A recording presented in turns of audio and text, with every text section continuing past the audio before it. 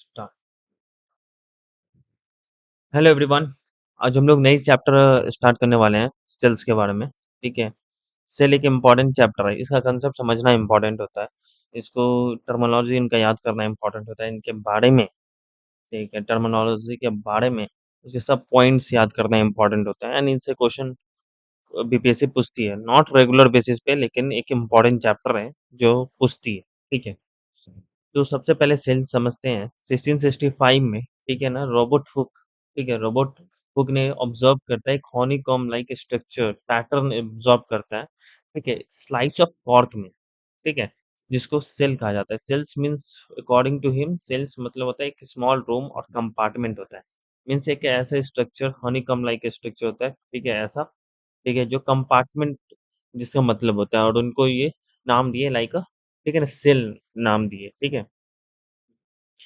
So question आएगा यहाँ पे, सेल्स को डिस्कवर कौन किया था? रॉबर्ट हुक ने।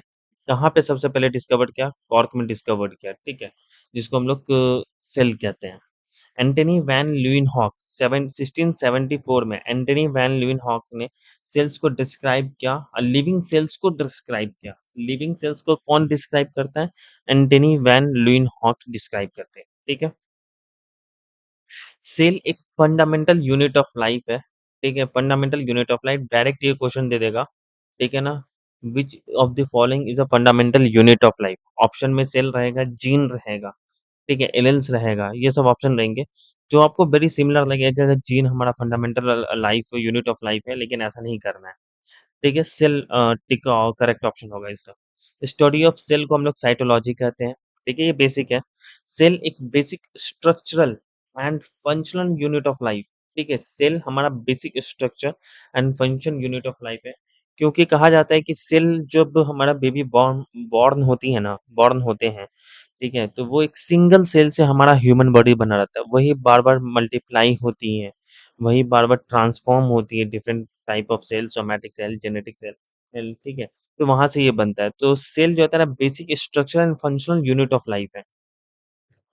सेल अगर डिवीज़न के बेसिस पे देखा जाए तो एक यूनिसेल्युलर होता है एंड मल्टीसेल्युलर होता है। देखो ये यूनिसेल्युलर सेल्स है, ठीक है? और ये मल्टीसेल्युलर, बहुत सारे इसमें सेल्स हैं। 1, 2, 3, 4, 5, बहुत सारे सेल्स हैं। तो यूनिसेल्युलर जितने भी हमारा परफ़ॉर्म करते हैं लाइफ़, जितने भी लाइफ़ प्रोसेस परफ़ॉर्म होता है ना, वो इनसाइड सेल के अंदर में होता है, तो उसको हम लोग यूनिसेल्युलर सेल कहते हैं। ठीक है। सेल जो होता है ना 2 तरह के होते हैं, प्रोकार्योटिक सेल्स होते हैं एंड यूकार्योटिक सेल्स होते हैं। ठीक है, प्रो मीन्स प्रिमिटिव, ठीक है, प्रिमिटिव कार्योटिक सेल्स होते हैं and eu means true cells. True cells हमारा यूकार्योटिक सेल्स होते हैं। ट्रू सेल्स इसमें क्यों कहा जाता है? इसके कुछ एग्ज़ाम्पल हैं, क्योंकि यहाँ पर सेल जो होता है ना बहुत सारा कंप्लीटली डेवलप्ड है। यहाँ पे न्यूक्लियस है, ठीक है, राइबोसोम है, गोल्गी बॉडी है, ठीक है, कॉम्बिलोस है, गोल्गी बॉडी है, ठीक है, एंडोप्लाज़्मिक रेटिकुलम में ये सब देखेंगे। ठीक है, यहाँ पर वैक्यूल्स देखो, यहाँ पर बिग है, यहाँ पर वैक्यूल्स छोटा है, इसमें न्यूक्लियस उतना कंप्लीट डेवलप नहीं होता है। तो ये प्रोकार्योटिक है, primitive type of cell. Primitive का एग्ज़ाम्पल हो जाता है that is blue green algae. Eukaryotic cells हो गया प्लांट और एनिमल सेल्स, जितने भी यूकार्योटिक सेल्स होते हैं वो प्लांट एंड एनिमल सेल्स जितने भी होते हैं वो यूकार्योटिक होते हैं। ठीक है, blue green algae prokaryotic that is a primitive type of cells होते हैं। ठीक है। अब डिफरेंस देखेंगे प्रोकार्योटिक एंड यूकार्योटिक में क्या होता है। प्रोकार्योटिक में अगर सेल वॉल प्रेज़ेंट होगा, ठीक है ना? अगर सेल वॉल प्रेज़ेंट होगा तो वो पेप्टिडोग्लाइकेन से होगा। यूकार्योटिक में सेल वॉल प्रेज़ेंट होता है वहाँ पर, ठीक है? या तो प्लांट में और फंगी दोनों में पाए जाते हैं। प्लांट में है तो सेल वॉल हमारा पॉलीसैकेराइड्स होगा, और फंगी में है तो वो चिटिन से बना होता है। केमिकल कंपोज़िशन ऑफ सेल है चिटिन। सेल मेम्ब्रेन हमारा रेस्पिरेटरी एंजाइम्स बियर करते हैं। यहाँ पे सेल मेम्ब्रेन्स के पास रेस्पिरेटरी एंजाइम्स होते हैं। यूकार्योटिक में सेल मेम्ब्रेन्स के पास रेस्पिरेटरी एंजाइम्स नहीं होते हैं। ठीक है? यहाँ पे कोई भी ट्रू न्यूक्लियस हमारा फाउंड नहीं होता है, that's why it is called as a prokaryotic.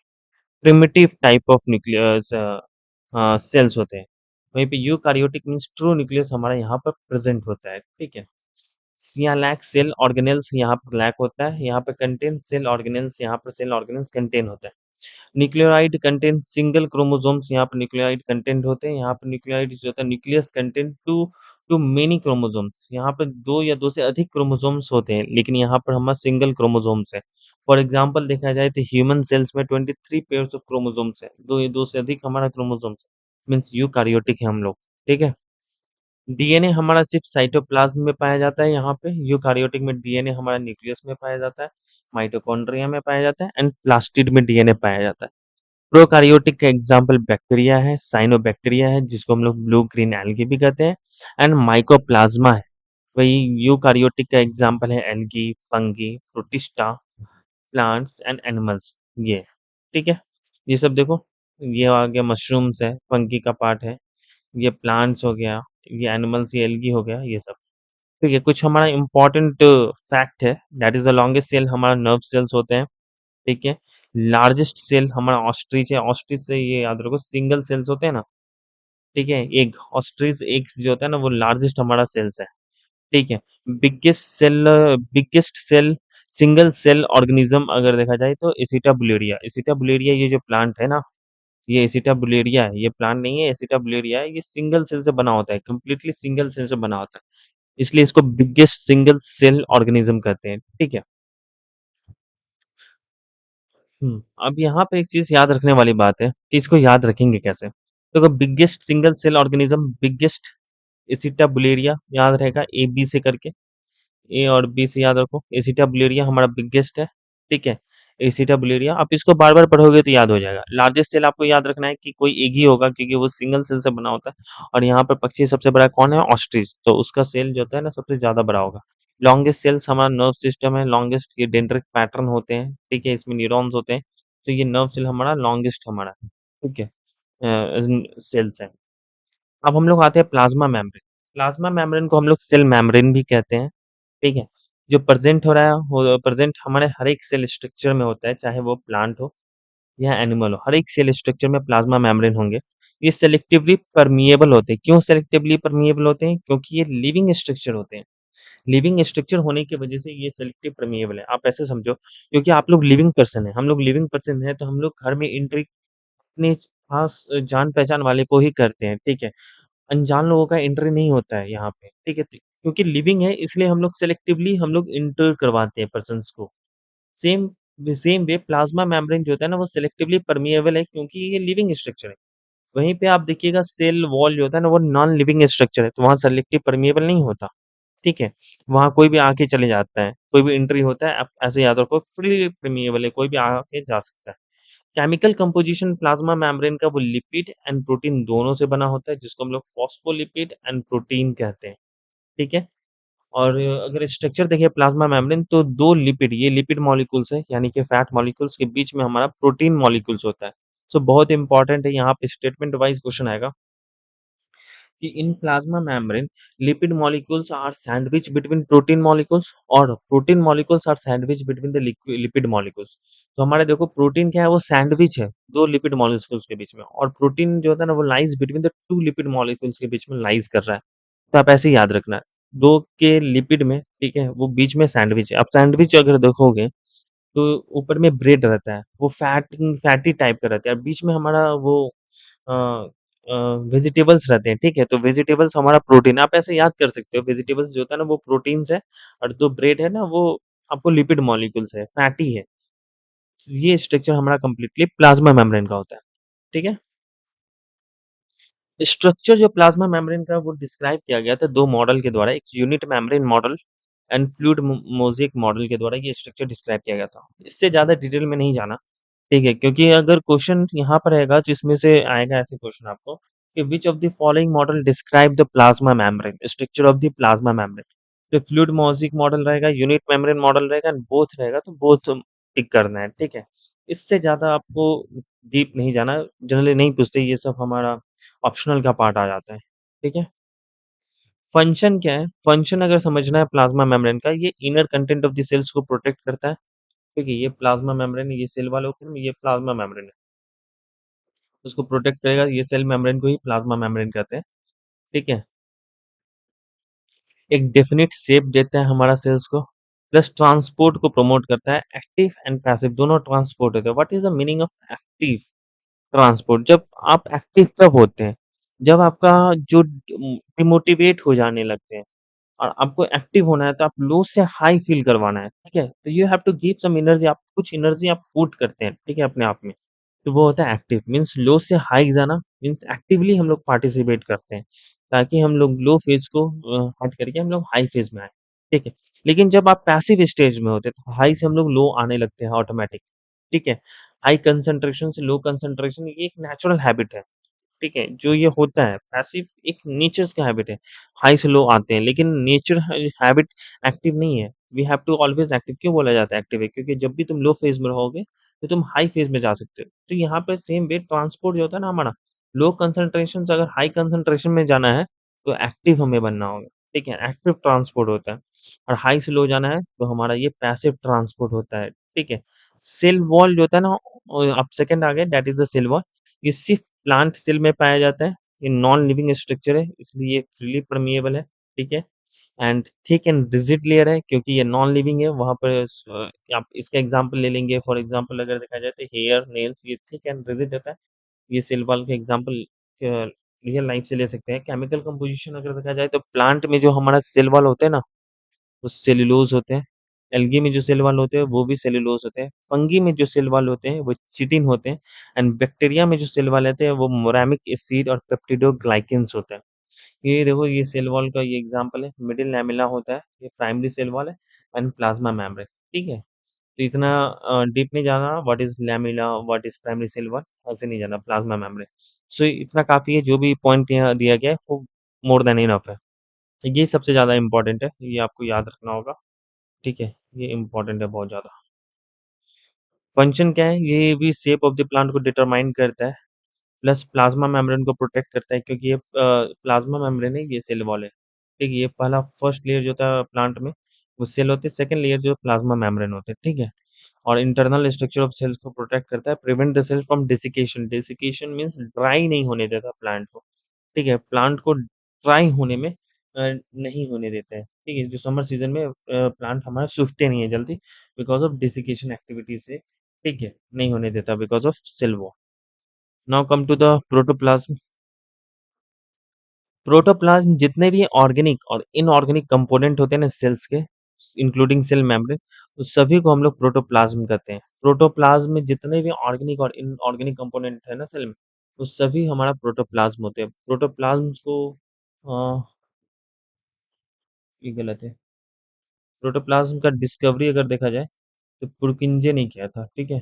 पुरकिंजे पुरकिंजे ने प्रोटोप्लाज्म का डिस्कवरी किया था, ठीक है। यहाँ मिस्टेक हो गया, सॉरी। ये पुरकिंजे डिस्कवरी इसका प्रोटोप्लाज्म का पुरकिंजे ने किया था। प्रोटोप्लाज्म दो तरह के होते हैं, साइटोप्लाज्म होते हैं एंड न्यूक्लियोप्लाज्म होते हैं। Cytoplasm found outside the nucleus, बाहर पाया जाता है, सेल के बाहर, न्यूक्लियस के बाहर। तो न्यूक्लियोप्लाज्म जो होता है ना, यहाँ नाम से ही पता चला है, nucleoplasm means inside the nucleus ये पाया जाता है, ठीक है। नाउ एंडोप्लाज्मिक रेटिकुलम के बारे में समझना है। एंडोप्लाज्मिक रेटिकुलम एक पाइप लाइक स्ट्रक्चर होता है, ठीक है। अराउंड द न्यूक्लियस के चारों तरफ, अगर ये न्यूक्लियस है तो यहाँ पे चारों तरफ एक ऐसा स्ट्रक्चर होगा, ठीक है। एक ऐसा स्ट्रक्चर होगा, ये देखो एंडोप्लाज्मिक रेटिकुलम ऐसा स्ट्रक्चर होता है। ये दो टाइप के होते हैं, स्मूथ होते हैं एंडोप्लाज्मिक रेटिकुलम, और रफ होते हैं। रफ कब होंगे? जब उसका जो आउटर सरफेस होगा ना वो खुरदरा होगा, ठीक है। खुरदुरा कब होगा? जब उसमें हमारा राइबोसोम्स अटैच होंगे, ठीक है। छोटे-छोटे जो हमारा कंकर टाइप का दिख रहा है ना, छोटा-छोटा पत्थर टाइप का, ये राइबोसोम्स है। So this make the outer surface of endoplasmic reticulum rough. So rough means ribosome है, ठीक है। राइबोसोम से एंडोप्लाज्मिक रेटिकुलम, ठीक है ना। R for ribosome, R for rough. Smooth endoplasmic reticulum means without ribosomes, ribosomes नहीं है। और राइबोसोम्स क्या होता है? प्रोटीन सिंथेसिस में मदद करता है, ठीक है। राइबोसोम्स एक ऐसा प्लेस है जहाँ पर प्रोटीन सिंथेसिस होता है। So rough endoplasmic reticulum protein synthesis में हेल्प करता है, where smooth endoplasmic reticulum lipid means fat synthesis में मदद करता है। कैल्शियम आयन को प्रमोट स्टोरेज में काम करता है। एंड डिटॉक्सिफिकेशन ऑफ ड्रग्स और पॉइजन को, जो डिटॉक्सिफाई होते हैं ड्रग्स और पॉइजन को डिटॉक्सिफाई करते हैं एंडोप्लाज्मिक रेटिकुलम, ये सब करते हैं। एंडोप्लाज्मिक रेटिकुलम सेल प्लेट और न्यूक्लियर मेम्ब्रेन के फॉर्मेशन में हेल्प करता है। देखो ये न्यूक्लियर मेम्ब्रेन बन रहा है, यहाँ पे सेल प्लेट बन रहा है, उसको हेल्प फॉर्मेशन में हेल्प करते हैं। And associated with synthesis, storage plus transport of a metabolic product. यहाँ पर बहुत इंपॉर्टेंट है, ये डायरेक्ट आएगा लाइन, ठीक है। ये याद रखना, ये पॉइंट इंपॉर्टेंट है, ये पॉइंट इंपॉर्टेंट है। ये डायरेक्ट आएगा। ये क्वेश्चन कैसे बनेंगे यहाँ पे? स्मूथ एंडोप्लाज्मिक रेटिकुलम क्या है? विदाउट ऑप्शन बढ़ेंगे, with ribosomes, without ribosomes, Golgi body है, या ठीक है प्रोटीन सिंथेसिस है। तो आपको विदाउट राइबोसोम्स ऑप्शन लगाना है। ठीक है, इस टाइप के क्वेश्चन आते हैं। तो ये डायरेक्ट फंक्शन है एंडोप्लाज्मिक रेटिकुलम का कि वो सिंथेसिस करता है, प्लस स्टोरेज है, प्लस ट्रांसपोर्ट है मेटाबॉलिक प्रोडक्ट को। ठीक है, इंपॉर्टेंट है। Ribosomes composed of RNA and protein से बना रहता है हमारा राइबोसोम्स। और ये वर्क प्लेस है सिंथेसिस ऑफ प्रोटीन का, जहाँ पर आपको रफ एंडोप्लाज्मिक रेटिकुलम जो होते हैं वो राइबोसोम्स इंक्लूड रहते हैं यहाँ पे। ठीक है, राइबोसोम्स एक सिंथेसिस वर्क प्लेस प्रोवाइड करता है, प्लेस प्रोवाइड करता है फॉर सिंथेसिस ऑफ प्रोटीन। ठीक है, और ये प्रोटीन का सिंथेसिस एंडोप्लाज्मिक रेटिकुलम में होता है। ठीक है, रफ एंडोप्लाज्मिक रेटिकुलम में होता है। ये देखो, ये राइबोसोम्स है ये। ठीक है, ये प्लेसेस है तुम्हारा एंडोप्लाज्मिक रेटिकुलम का प्रोटीन सिंथेसिस का। ठीक है, माइटोकॉन्ड्रिया बहुत इंपॉर्टेंट है। माइटोकॉन्ड्रिया बहुत ही इंपॉर्टेंट है एग्जाम पॉइंट ऑफ व्यू से। डबल मेम्ब्रेन स्ट्रक्चर है। ठीक है, यहाँ पर भी दो मेम्ब्रेन है स्ट्रक्चर है। देखो, ये दो मेम्ब्रेन स्ट्रक्चर है। माइटोकॉन्ड्रिया डीएनए और राइबोसोम से बना होता है। इससे पहले हमने देखा है आरएनए एंड प्रोटीन से राइबोसोम से बना होता है, and mitochondria DNA and ribosome से बना होता है। माइटोकॉन्ड्रिया का डिस्कवर्ड कौन किया था? अल्टमैन, ये डिस्कवर्ड है। ठीक है, डिस्कवर्ड अल्टमैन किया था। एंड नेमिंग माइटोकॉन्ड्रिया का कौन किया था? बेंडा। सो बेंडा बाइक है ना, बाइक बेंडा कंपनी है, बेसिकली वो माइटोकॉन्ड्रिया को ही कहा जाता है। बेंडा मीन्स पावर हाउस होता है। ठीक है, जो नेमिंग जो माइटोकॉन्ड्रिया का किया थे वो बेंडा ने किया था। ठीक है, फंक्शन क्या है माइटोकॉन्ड्रिया का? Site for cellular respiration. ठीक है, ये पिक्टोरियल फॉर्मेट में देखो कितना अच्छा है। ये ऐसे दिया है, साइट फॉर सेलुलर रिस्पिरेशन के लिए है। ठीक है, ये एनर्जी को दिखला रहा है। ये हमारा ब्रेक डाउन करता है फूड को। ठीक है ना, provide energy by break down of food, food को तोड़ करके, मरोड़ करके फिर एनर्जी निकालती है। ठीक है, ग्लूकोज के फॉर्मेट में। ठीक है, और यहाँ पर provide energy bye oxidation, oxidation of glucose, glucose का ऑक्सीडाइज करके एनर्जी को रिलीज करता है। कौन? माइटोकॉन्ड्रिया। इसलिए इसको साइट ऑफ सेल्युलर रेस्पिरेशन कहा जाता है। ठीक है, यहाँ पर माइटोकॉन्ड्रिया से एक रिलेटेड बहुत इंपॉर्टेंट फॉर्मूला है। ठीक है, जो एग्जाम में बार बार आएंगे। ठीक है, C6H12O6, ये क्या है? हमारा ग्लूकोज है, ग्लूकोज है। ठीक है, जहाँ पर ऑक्सीजन है, यहाँ 6CO2 प्लस H2O और ATP है ये। ठीक है, एथिलीन ट्राइफॉस्फेट। ठीक है ना, एटीपी। यहाँ पे 38 एटीपी प्रोड्यूस होता है हमारा, 38 एटीपी प्रोड्यूस होता है, जिसमें से 2 एटीपी इसके फॉर्मेशन में लग जाती है, तो नेट हमारा देखा जाए तो 36 होता है, लेकिन आप 38 ही लगाना। ठीक है, एडेनिन ट्राइफॉस्फेट जो होता है ना, इसको हम लोग energy currency of the cells कहा जाता है और लिविंग वर्ल्ड, क्योंकि यही से हमारा एनर्जी, ये बॉडी जो होता है ना, हमारा एनर्जी सिर्फ एटीपी के फॉर्म में ही लेती है। ठीक है, only form of energy our body need, body सिर्फ हमारा एटी फॉर्म में ही एनर्जी लेती है और कोई दूसरे फॉर्म में एनर्जी बॉडी को नहीं आता। And this can be done by the mitochondria, इसलिए माइटोकॉन्ड्रिया को साइट ऑफ सेलुलर रिस्पिरेशन कहते हैं। ठीक है, माइटोकॉन्ड्रिया का ये स्ट्रक्चर है, डबल मेम्ब्रेन है, देख रहे हैं ये डबल मेम्ब्रेन है, ये आगे आ गया है, ये डबल मेम्ब्रेन स्ट्रक्चर है। ठीक है, ये क्रिस्टी होता है, ये जो पॉइंट है ना, ये रेड रेड जो देख रहे हैं, ये रेड रेड, ये जो आएगा, ये रेड रेड, यहाँ ये सब जुड़ा है बॉयज से। एक मिनट रुको, ये गलत डायग्राम बन गया। ये जो रेड रेड जुड़ा है ना, ये हम लोग क्रिस्टी कहते हैं। ठीक है, इसमें जो फ्लूइड होते हैं ना, वो मैट्रिक्स फ्लूइड होते हैं। और यहाँ पर ये जो डीएनए है, माइटोकॉन्ड्रियल डीएनए जहाँ कहा जाता है, इसलिए माइटोकॉन्ड्रिया में दो डीएनए होते हैं, एक खुद का माइटोकॉन्ड्रिया का डीएनए, एक प्लस न्यूक्लियस में भी डीएनए होते हैं। इसलिए माइटोकॉन्ड्रिया को सेमी ऑटोनॉमस स्ट्रक्चर कहा जाता है। ठीक है, क्यों? क्योंकि ये कुछ कंट्रोल जो होता है न्यूक्लियस के द्वारा किया जाता है, and half control by mitochondria, mitochondria के द्वारा हाफ कंट्रोल्ड होते हैं और हाफ कंट्रोल न्यूक्लियस के द्वारा होता है।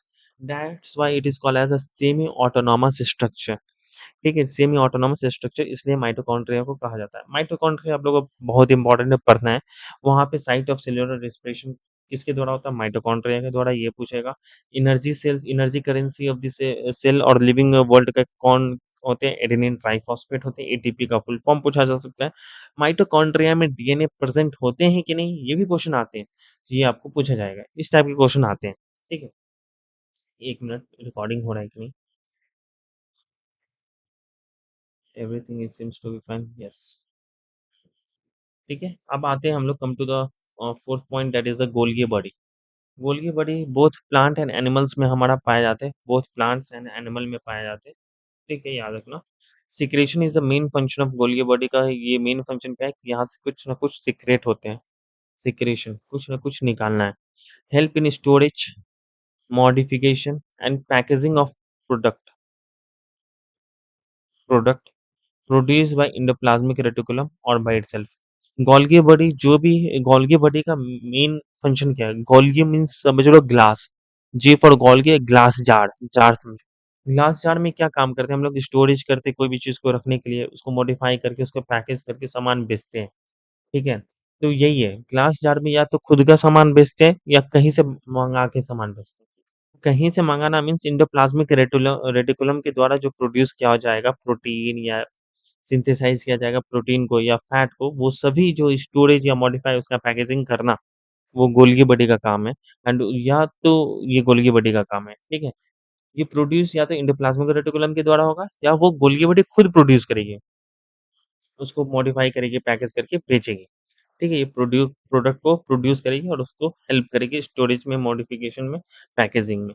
तो ऐसे आप यो याद रखना Golgi means glass, glass help in storage, modification, packaging of product produced by endoplasmic reticulum और बाय इटसेल्फ। ठीक है?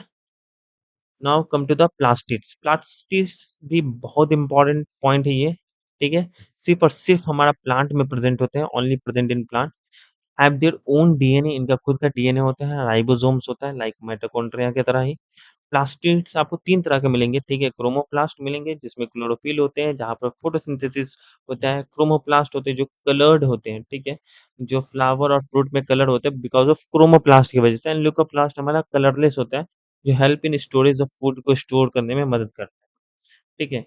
यही प्लास्टिड्स आपको ल्यूकोप्लास्ट देखो 3 तरह के होते हैं, ल्यूकोप्लास्ट हो गया, क्रोमोप्लास्ट हो गया एंड क्लोरोप्लास्ट हो गया, ठीक है? ल्यूकोप्लास्ट एक कलरलेस पिगमेंट है जो हेल्प करता है स्टोरेज ऑफ स्टार्च, प्रोटीन और लिपिड को स्टोर करने में मदद करती है। ठीक है? एग्ज़ाम्पल है पोटैटो। पोटैटो में येलोइश कलर क्यों होता है? बिकॉज़ ऑफ स्टार्च कंटेंट जो होता है ना उसमें ज़्यादा होती है। ठीक है ना? स्टार्च कंटेंट की वजह से ज़्यादा होता है yellowish colour, not because of chromoplast. यहाँ पे कन्फ्यूज़न है क्योंकि कलर के लिए रिस्पॉन्सिबल कौन है? अदर कलर के अदर दैन ग्रीन कलर के लिए रिस्पॉन्सिबल होते हैं chromoplast because they are a colour plastids. लेकिन यहाँ पे ऐसा नहीं है। स्टार्च हाई कंटेंट होने की वजह से भी हमारा पोटैटो है ना, वो येलोइश होगा, ठीक है? क्लोरोप्लास्ट हमारा ग्रीन कलर का होता है, ग्रीन पिगमेंट है, ठीक है? क्लोरोफिल इसमें पाए जाते हैं जो हेल्प करता है साइट पर फोटोसिंथेसिस का एक साइट है। वहीं पर क्रोमोप्लास्ट एक कलर्ड प्लास्टिड है, फ्लावर एंड फ्रूट्स का। ऑरेंज और रेड कलर जो होता है ना बिकॉज़ ऑफ कैरोटीन की वजह से ऑरेंज और रेड कलर आता है एंड येलो कलर जो आता है ना बिकॉज़ ऑफ ज़ैंथोफ़ाइल्स की वजह से हमारा येलो कलर आता है। जितने भी 3 टाइप है ना आर चेंजेबल है ये जितने भी 3 टाइप है मीन्स ल्यूकोप्लास्ट, क्लोरोप्लास्ट, क्रोमोप्लास्ट वो चेंजेबल होगा। फॉर एग्ज़ाम्पल आप समझो कि पोटैटो भी ग्रीन कलर का हो जाता है, कुछ साइट आपको पता चलेगा कुछ स्पॉट होता है पोटैटो में जो ग्रीन कलर के होते हैं। क्यों होते हैं? क्योंकि उसमें क्रोमोप्लास्ट डेवलप होता है क्योंकि वो जब डायरेक्ट सनलाइट की वजह से आता है ना, तो साइट जो होता है ना आपको ग्रीन कलर का काम करने लगेगी, ठीक है? वो फोटोसिंथेसिस क्लोरोफिल उसमें डेवलप होने लगते हैं, सॉरी क्लोरोफिल होने लगते हैं। जिसकी वजह से वो ग्रीन कलर आपको देखने को मिल जाएगा पोटैटो में, ठीक है? सो ल्यूकोप्लास्ट भी हमारा क्रोमोप्लास्ट एंड क्लोरोप्लास्ट में चेंज हो सकता है। प्लास्टिड का स्ट्रक्चर कैसा होता है? प्लास्टिड भी डबल मेम्ब्रेन है, ठीक है? उसमें स्ट्रोमा होते हैं, ठीक है ना? एंड ग्रेना होता है और इसमें प्लास्टिड के डीएनए होते हैं, ठीक है? इम्पोर्टेंट है एंड स्ट्रोमा जो होते हैं ना वो लिक्विड पार्ट ये सभी जितने भी वो स्ट्रोमा लिक्विड पार्ट है और ये जो है ना वो ग्रेना होता है, ठीक है? और ये कनेक्टेड होते हैं। ग्रेना थैलेकॉइड से कनेक्टेड होता है जिसमें क्लोरोफिल होता है एंड इसमें मैग्नीशियम मेटल हमारा प्रेज़ेंट होता है क्लोरोफिल में, जो हेल्प करता है फोटोसिंथेसिस में हेल्प करता है। ठीक है। सो आप ऐसे ही याद रखो को कौन-सा हमारा प्लास्टिड का पार्ट है, ठीक है, grana, which of the following is responsible for chlorophyll chlorophyll और रिस्पांसिबल फॉर फोटोसिंथेसिस। तो ग्रेना अगर रहेगा, स्टोमा रहेगा तो ग्रेना लगाना है, ठीक है। नोट कुछ इंपॉर्टेंट नोट्स है यहाँ पे याद रखना है कि एंथोसायनिन्स जो होता है ना वो रेड एंड पर्पल कलर के होते हैं। लाइकोपीन जो होता है ना वो रेड कलर जो पिगमेंट हमारा टोमेटो जो रेड कलर का दिखता है, वो क्यों होता है? बिकॉज़ ऑफ लाइकोपीन की वजह से होता है। फंगी में कोई कलर नहीं होते, कोई प्लास्टिड नहीं होती। ये इंपॉर्टेंट पॉइंट है दैट इज़ फंगी में कोई भी प्लास्टिड्स नहीं होते। टोमेटो जो हमारा रेड कलर का होता है बिकॉज़ ऑफ लाइकोपीन की वजह से हमारा होता है और एंथोसाइनिन्स जो होता है रेड एंड पर्पल्स कलर का होता है एंथोसाइनिन्स, ठीक है? रेड एंड पर्पल्स कलर का होता है। क्लोरोप्लास्ट हो गया, ये क्रोमोप्लास्ट हो गया एंड ल्यूकोप्लास्ट हो गया, ठीक है? क्विक रिवीजन देखा जाए, ग्रेना जो होता है ना, जो स्टैक ऑफ थैलेकोइड्स, ये जो थैलेकोइड्स का स्टैक है ना, ठीक है? ये जो लेयर है, ये इसी को हम लोग कंप्लीट लेयर को ग्रेना कहते हैं, ठीक है? ये ग्रेना। अब यहाँ पर देखो, ये थैलेकोइड्स है ना, थैलेकोइड्स, ये सिंगल सिंगल जो होता है ना वो थैलेकोइड्स है, और इसका स्टैक, इसका इकट्ठा को हम लोग कहते हैं ग्रेना, ठीक है? स्ट्रोमा एक फ्लूइड मैट्रिक्स होते हैं अंदर में, ठीक है? ये फ्लूइड होते हैं पूरा एरिया, उसको हम लोग कहते हैं स्ट्रोमा, ठीक है? इनसाइड द प्लास्टिक इनसाइड, ठीक है? एंड थैलेकोइड एक फ्लैट डिश लाइक स्ट्रक्चर होता है, sac like structure, and plastids हमारा एनिमल्स एंड एल्गल सेल में पाए जाते हैं, ठीक है? फंगी में पाए नहीं जाते हैं। तो इंपॉर्टेंट पॉइंट है, इस पॉइंट को क्रॉस कर लो। रुक जाओ, इसको दूसरे कलर से कर लेते हैं, ठीक है?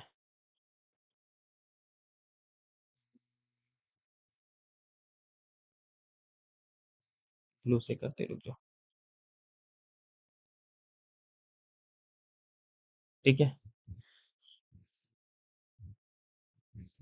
हम्म, ये हो गया। नाउ लाइसोसोम्स आते हैं। लाइसोसोम्स बहुत इंपॉर्टेंट है, डायरेक्ट क्वेश्चन आएगा। Who is the suicide cell of bag of the cells, जिसको कहा जाता है लाइसोसोम्स का कहा जाता है। लाइसोसोम्स सिर्फ एनिमल सेल में पाए जाते हैं, ठीक है? आप यहाँ पर एक एग्जांपल देंगे, प्लांट आपको क्यों बिग बिग दिखता है, प्लांट बड़ा बड़ा प्लांट क्यों दिखता है बहुत ज्यादा हाइट का? क्योंकि उसमें लाइसोसोम्स नहीं होता। लाइसोसोम्स नहीं होता तो जो भी डेड सेल होता है ना वो कलेक्ट होते जाते हैं, ठीक है, प्लांट में, और वो जिसकी वजह से उनका साइज बढ़ता है। लेकिन ह्यूमन बॉडी में क्या होता है, डेड सेल्स को खत्म कर दिया जाता है बाय लाइसोसोम्स के द्वारा, जिसके जिसकी वजह से हमारी साइजेस जो होता है ना वो प्लांट इतना हाइट नहीं बढ़ती, ठीक है? सो ये लाइसोसोम्स हमारे सिर्फ एनिमल सेल्स में होते हैं। इसमें हाइड्रोलाइटिक एंजाइम्स होता है जो हमारा गोल्गी कॉम्प्लेक्स के द्वारा बनाया जाता है, and these enzymes responsible for the destruction of the cells. यहाँ पर सेल्स को खत्म करने का काम हाइड्रोलाइटिक एंजाइम्स होते हैं, वेरी पावरफुल एंजाइम्स होते हैं। यहाँ पर सिर्फ ये लाइसोम्स है ना, सिर्फ ओल्ड सेल या एजिंग सेल या इन्फेक्टेड सेल को कहा जाता है, मारते हैं, किल करते हैं, ठीक है? तो यहाँ पर जो मॉडर्न हमारे बायोलॉजिस्ट हैं, ठीक है, वो लाइसोसोम्स को suicide bag of the cells नहीं कहा जाता है, वो मानते नहीं है। क्यों नहीं मानते? क्योंकि उनका कहना है कि lysosomes are good for humans, ठीक है ना? और सेल्स के लिए। अगर वो नहीं रहेंगे तो हमारा एजिंग सेल्स खत्म नहीं होगा, इन्फेक्टेड सेल्स ने खत्म नहीं होगा, ओल्ड सेल्स खत्म नहीं होगा, ठीक है? तो सुसाइड बैग एक नेगेटिव कोनोटेशन है जो हमारे ओल्ड बायोलॉजिस्ट के द्वारा दिया गया था, ठीक है? लेकिन अभी भी ये चल रहा है, कहा जाता है इनको, तो यही याद करना है हमको, ठीक है?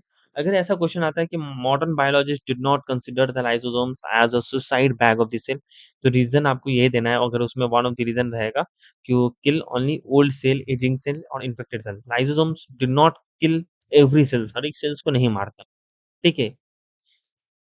ये इंपॉर्टेंट है। लाइसोसोम्स का फंक्शन है कि digesting large molecules of cells को डाइजेस्ट करने में मदद करेगा, प्लस वायरस और बैक्टीरिया के अगेंस्ट डिफेंसिंग वॉल बनाना, ठीक है? ये हमारा इंडियन आर्मी की तरह है, ठीक है ना? वो हमारा वायरस और बैक्टीरिया, जो भी हमारा वायरल बैक्टीरियल एक्टिविटीज जो भेजता है हमारा, क्या नाम है, पड़ोसी देश पाकिस्तान, ठीक है ना? उसके अगेंस्ट हमारा जो इंडियन आर्मी खड़े होते हैं ना, ठीक है ना? वो लाइसोसोम से हमारे सिमिलर थे। लाइसोसोम्स हमारे बॉडी के लिए, इंडियन आर्मी वायरस और बैक्टीरियल को किल करने के लिए, खत्म करने के लिए एक डिफेंस वॉल की तरह है, ठीक है? लाइसोसोम्स। नाउ आते हैं साइटोस्केलेटन। ये माइक्रोट्यूब्यूल्स होते हैं, ठीक है? Microfilaments take part in the formation of cytoskeletons of cells. Microtubules and microfilament होते हैं जो साइटोस्केलेटन्स ऑफ दिस सेल्स के फॉर्मेशन में पार्टिसिपेट करते हैं। साइटोस्केलेटन का ज़्यादा फंक्शन नहीं है, सेल मोबिलिटी में काम करता है, सेल्स को movement one place to another place में मूवमेंट में काम करता है।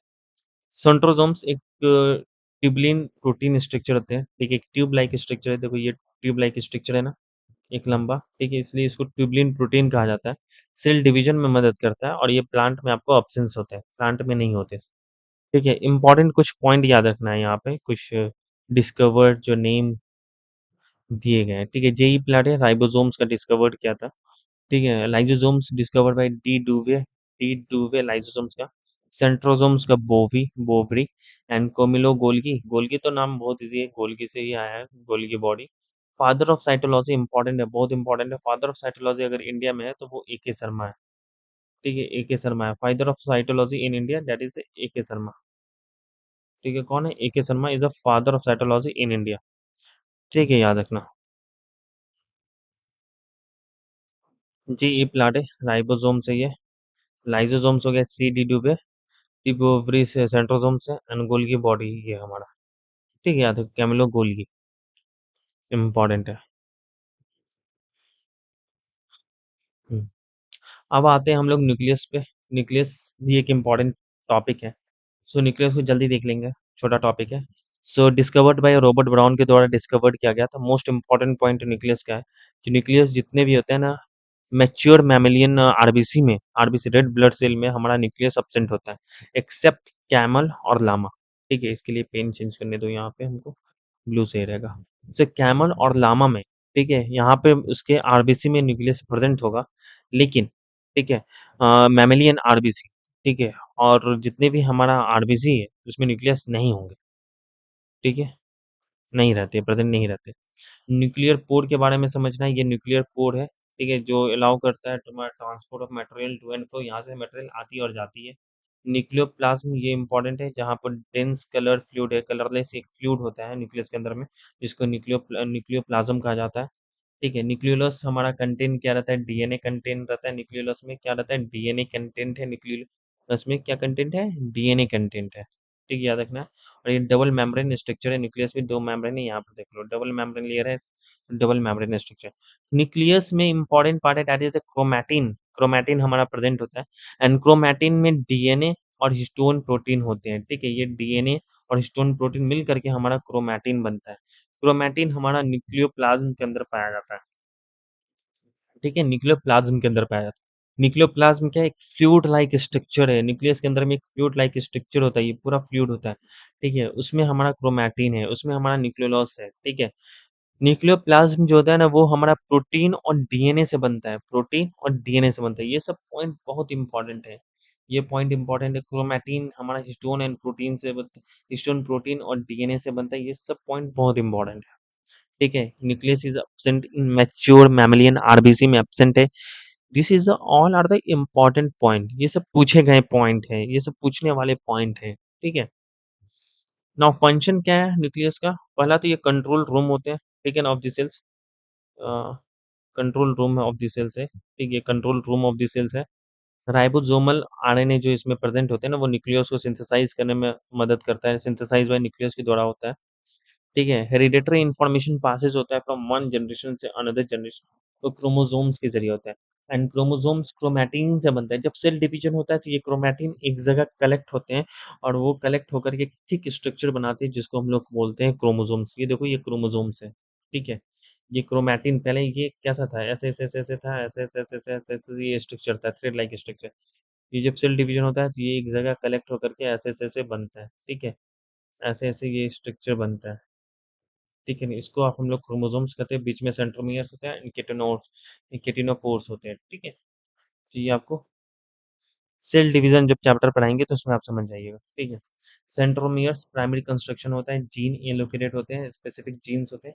क्रोमोसोम्स में जीन्स में चेंजेस होते हैं, क्रॉसिंग ऑफ जीन्स होते हैं, यहाँ पे एलेल्स होते हैं, ठीक है, जिसकी वजह से हमारा चेंजेस बॉडी में आए होते विजिबल होते हैं। फॉर एग्जाम्पल किसी के आई अगर ब्लू है ना, इसका मतलब वो एबनॉर्मल क्रोमोसोम्स की वजह से हुआ है, ठीक है, क्रोमोसोम्स में वहाँ जीन में चेंजेस हुए हैं, क्रॉसिंग हुआ है जीन्स में कुछ, जिसकी वजह से ब्लू आई हमारा देखने को मिलता है, ठीक है।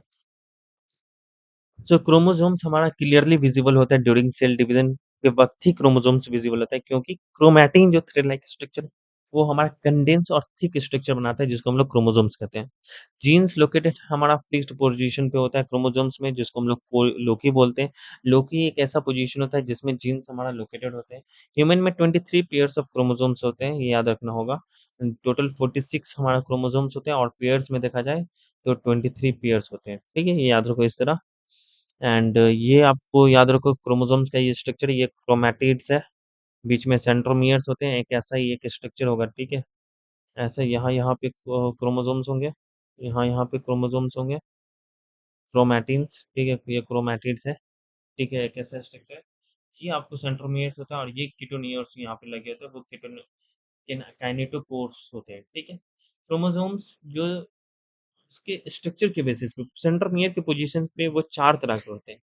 मेटा सेंटर होते हैं, सब मेटा सेंटर होते हैं, एक्रो सेंटर होता है, एंड सेंटर होते हैं। मेटा सेंटर में क्या होता है, जो दोनों साइड के जो हमारे क्रोमैटिड्स होंगे ना, सेंट्रोमियर से उसका डिस्टेंस इक्वल होगा। सब मेटा सेंटर्स में कोई एक साइड हो ना, वो थोड़ा-सा बड़ा होगा, सेंट्रोमियर से उसका डिस्टेंस थोड़ा-सा ज़्यादा होगा। एक्रो सेंटर्स में हमारा बहुत ज़्यादा होता है। देखो यहाँ पर साइज़ देखो कितना छोटा है, यहाँ बहुत ज़्यादा हो गया। सेंट्रोमियर्स हमारा ऑलमोस्ट एंड पे रहते हैं, लेकिन टेलो सेंटर में सेंट्रोमियर्स हमेशा एंड पे ही रहेगा। ठीक है, वहाँ पे क्रोमैटिड्स देखो एकदम आगे की तरफ हमारा एक्सटेंड कर जाता है।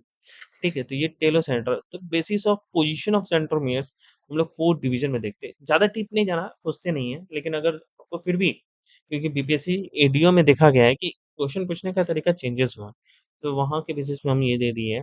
ठीक है, ये प्लांट सेल है, ठीक है, और ये एनिमल सेल है। सो लास्ट है ये प्लांट सेल और एनिमल सेल्स में डिफरेंस क्या होता है? ठीक है, ये देख लो, प्लांट सेल में क्या होता है, सेल वॉल होता है। एनिमल सेल में सेल वॉल नहीं होता है, सेल मेम्ब्रेन होते हैं सिर्फ। ठीक है, सेंट्रल वैक्यूल्स ह्यूज होता है प्लांट सेल में, एनिमल सेल में सेंट्रल वैक्यूल्स स्मॉल होता है। देखो यहाँ सेंट्रल वैक्यूल्स होता है ना, वैक्यूल्स स्मॉल वैक्यूल्स है यहाँ पे। प्लांट सेल में देखो ये कितना बड़ा वैक्यूल्स है। ठीक है, समझ में आ रहा है, यहाँ स्मॉल छोटे छोटे वैक्यूल्स होते हैं। ठीक है, न्यूक्लियस जो होता है ना, फाउंड होता है ऑन वन साइड में, फाउंड होता है जो लार्ज वैक्यूल्स के द्वारा पुश्ड अप किया जाता है। ये लार्ज वैक्यूल्स होता है ना, बहुत बड़ा जगह ले लेता है, जिसकी वजह से न्यूक्लियस हमारा कोई कोना में पाया जाएगा। जैसे ये कोना में पाया जाता है, वैक्यूल्स में नहीं, ये कहीं कोना में पाया जाएगा। लेकिन यहाँ पर जो न्यूक्लियस होता है ना प्लांट सेल में, ऑलमोस्ट सेंटर पे, देखो सेंटर पे ऑलमोस्ट न्यूक्लियस है यहाँ पे। यहाँ पर देखो, यहाँ पर न्यूक्लियस एकदम कोना में आ गया। ठीक है, सो वैक्यूल्स की वजह से, लार्ज वैक्यूल्स की वजह से हमारा न्यूक्लियस हमारा वन साइड पुश्ड हो जाता है। यहाँ पर ऑलमोस्ट सेंटर पे होते हैं प्लांट सेल में। सेंट्रोमियर सेंट्रोसोम्स हमारा एब्सेंट होता है प्लांट सेल में, एनिमल सेल में सेंट्रोसोम्स प्रेजेंट होता है। ऑफ कोर्स प्लास्टिड्स जो होता है ना हमारा एब्सेंट होगा प्लांट एनिमल सेल्स में, एंड प्लास्टिड्स हमारा प्रेजेंट होता है तो आपको प्लांट सेल में। ठीक है, प्लांट सेल जो होता है वो मच लार्जर साइज होता है एनिमल सेल से, वेयर सेल जो होता है जनरली हमारा स्मॉलर साइज होता है यहाँ पे एनिमल सेल में। जनरली जो सेल्स का साइज छोटा होता है एनिमल में, वेयर प्लांट का सेल जो होता है बिगर साइज का होता है। ठीक है, तो ये कंप्लीट हमारा animal cells and plant cell. So overall जितने भी सेल से इम्पोर्टेंट पॉइंट था, प्लस न्यूक्लियस से जितने भी इम्पोर्टेंट पॉइंट था, जो आपको एग्जाम में पूछे जाएंगे, एग्जाम ओरिएंटेड पॉइंट जो बीपीएससी एग्जाम ओरिएंटेड है। देखो हम इसको खींचना चाहेंगे तो हम एकदम लंबा खींच सकते हैं ऑप्शनल बेसिस के तौर पे। ठीक है, लेकिन वैसा करने का जरूरत नहीं, क्योंकि जितने पूछेंगे आपको यहीं से पूछेंगे, इसके बाहर नहीं पूछेंगे। सो आप इसको रिवाइज़ करते रहिए, 72nd बीपीएससी आप एकदम नज़दीक हो गए हैं, आ गया है, अराउंड 50 डेज़ के आस-पास ही है, 50 डेज़ से भी कम होगा। ठीक है, तो कंटिन्यू आप प्रिपरेशन करते रहिए, रिवीजन करते रहिए, and thank you very much. और अगर अच्छा लगे, ट्यूटोरियल फॉर्मेट में दिया है तो शेयर करिए ज़्यादा से ज़्यादा, ठीक है? एंड सब्सक्राइब कर दीजिएगा, एंड आशा करते हैं आप लोग अच्छे से पढ़ रहे होंगे। Thank you very much.